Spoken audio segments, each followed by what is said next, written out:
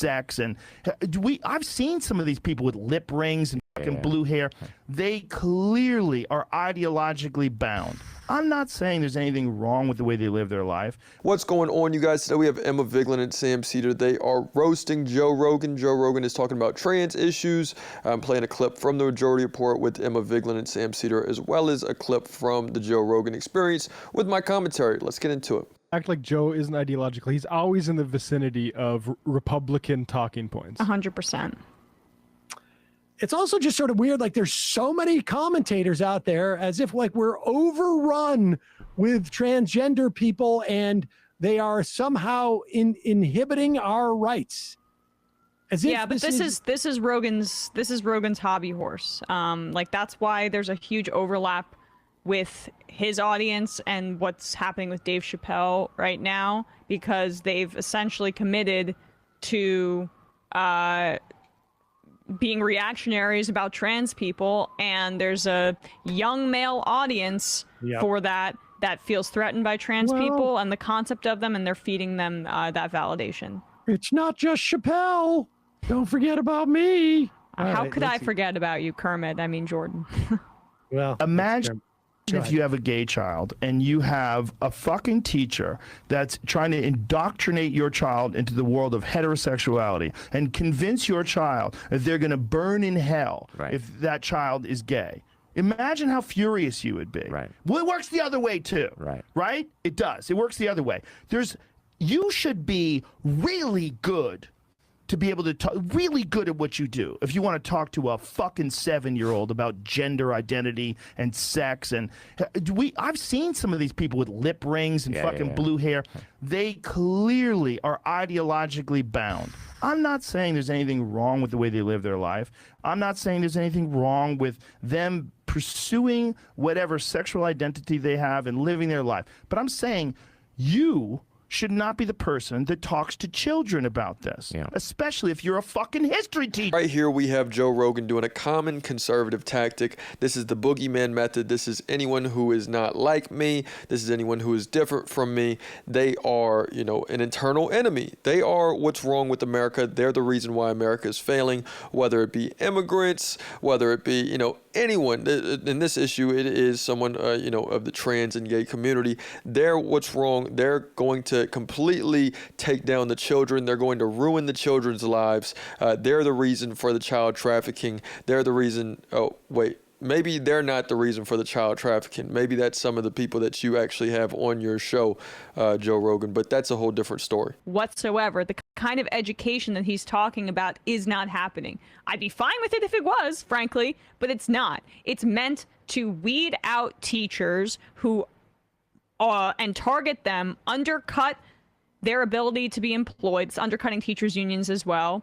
If you're a little bit different for their standards, if you're gay, if you're trans, we don't want you teaching our kids. And that's part of it as well. And it's just such a false equivalence.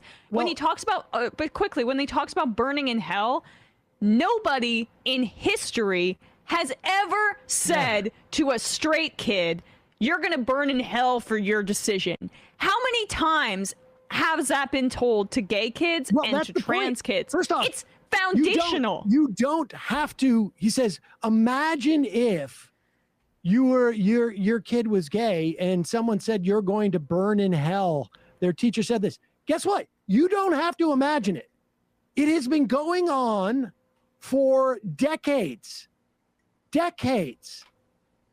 I mean, it's going on now. It's gone on in the past. It's happened with teachers. In fact, now you've got lawmakers saying this.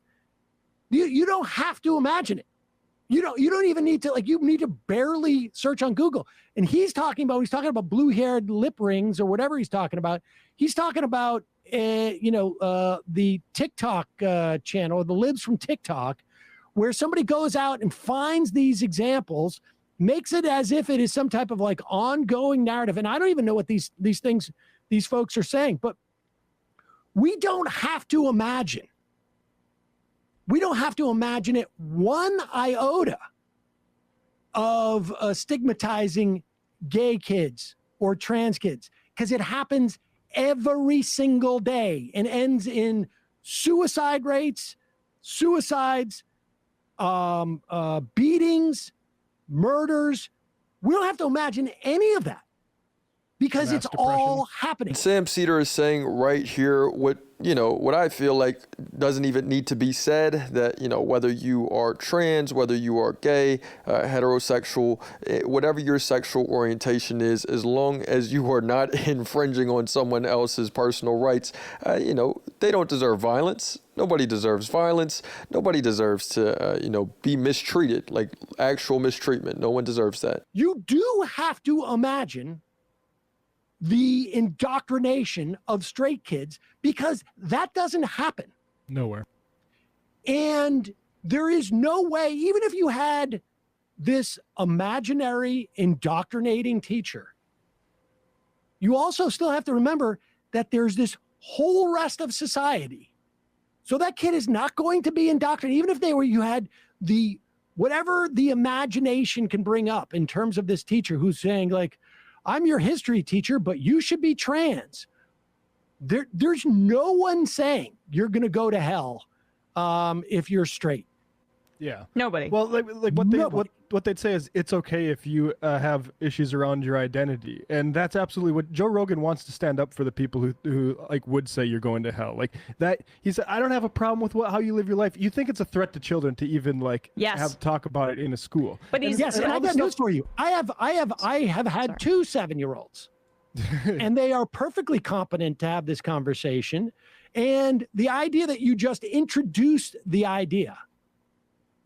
Like, I mean, is it a danger to them to introduce to them maybe a religion they're not aware of? Or what about, some people live in the city, some people live in the country. Like, are you indoctrinating my kid to live in a city by saying that there are people who live in a city? I mean, give me a break. That's exactly right. Like, he's creating these straw mans to basically say, these people, these teachers cannot express who they are in any context whatsoever. And even the conversation about it is an indoctrination, as if, we wrote about this. I mean, this has been going on. This argument has been going on. They're indoctrinating has been going on for decades. Yes. 2006, you pull one of those FUBARs off the shelf. Sam Cedar makes the great point. He has said that as a parent of 7-year-olds before, of young children, that they can handle discussions like this. They can, have these difficult discussions that it seems like Joe Rogan is even uncomfortable to have. It's a grown-ass man is uncomfortable that he can't have these conversations that these young children can have. And maybe that's saying something about you, Joe Rogan, instead of you trying to put it on someone else. One of the early Republican talking points about this, I can't remember the guy's name. We have to look it up.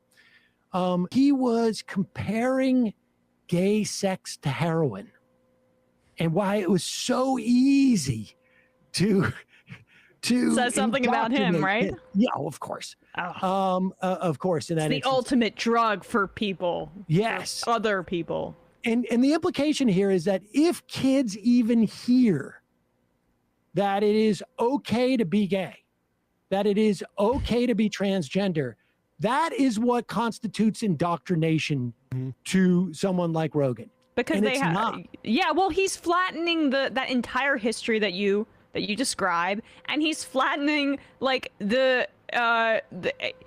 he's creating a false equivalence, which is just like, dude, you're just a centrist now, essentially. You're just a cable news centrist, and saying that both sides do it, when it's just not true, in order to obscure the larger immorality and what the project is on the right, which is unconscionable. We have a major political project that just drives attacks of trans identity into people's minds just as a broad scale. And you have people like Joe Rogan. And that's pretty much it, you guys. It's Sam Cedar and Emma Vigeland. They're going to continue to defend against all that foolishness. My take on it personally is that America has an issue with sex. It's always been this unconscious shame about sex that we're going to constantly be bombarded with these sexual images throughout our day-to-day activities. But, don't dare actually talk about it. Don't dare actually try to find out what the bottom of it is, and want to make sense of things.